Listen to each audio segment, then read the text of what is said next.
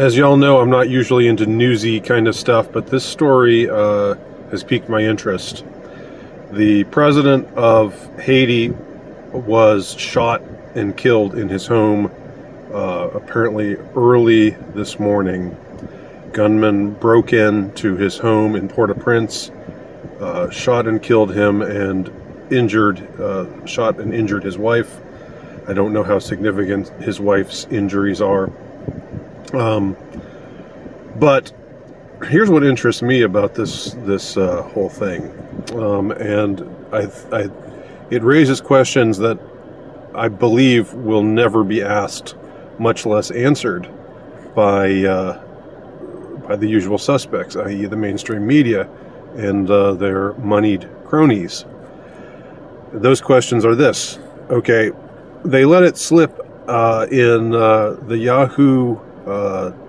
Yahoo.com article, somehow, for some reason, let it slip that the gunman who broke in, who committed this assassination against the president of Haiti, that they apparently spoke English and Spanish. They were speaking in English and Spanish, according to this person who, I don't know if he was there or if he got wind of it, or how this was all, how exactly this information came his way. But it was someone who was a spokesman for the authorities in Haiti, said that the gunman spoke English and Spanish, and of course the native language of Haiti is French and Creole. So these gunmen not only had the resources to carry out this act, they broke into the president's home. I'm sure that the president of the nation, even though the nation is Haiti, which is a poverty-stricken hellhole, but I'm sure that even in Haiti, the president, I bet especially in a place like Haiti, that the president would have massive security structures in place. So they somehow found a way to get into his house, which means, I don't know, either bribing the whoever was in charge of the president's security, getting them to look the other way, getting them to leave an opening or a vulnerability for them to break in and commit their this murder, this assassination, or I don't know. If not through bribery, then what? Through superior force, right? Details are sketchy at this point, as far as I know.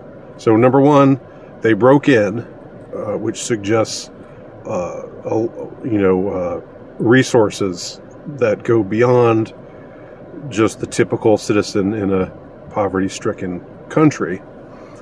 Number two, they were foreign-born.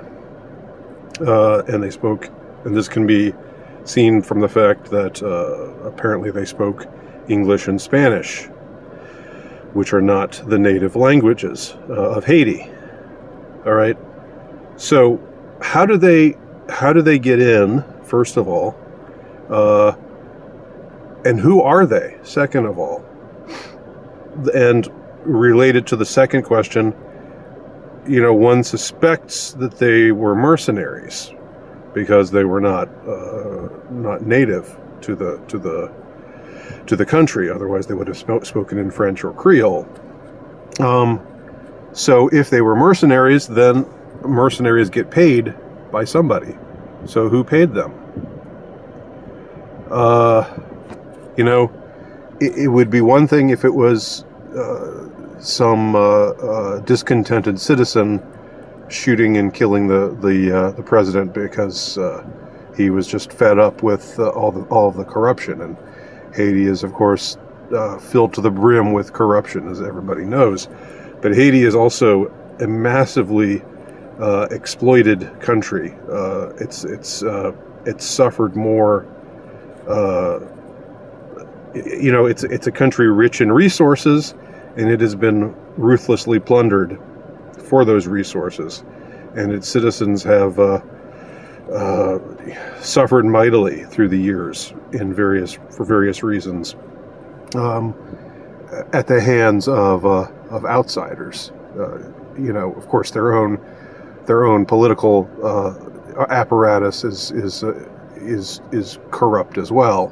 So I'm not suggesting that the only evil only comes in from the outside, but surely, as we all know, without mentioning any names here, there are a hell of a lot of Western political figures who have had their fingers in the pie of Haiti, and all of this just smells to high heaven to me. And what's irksome is that these questions will probably never be asked.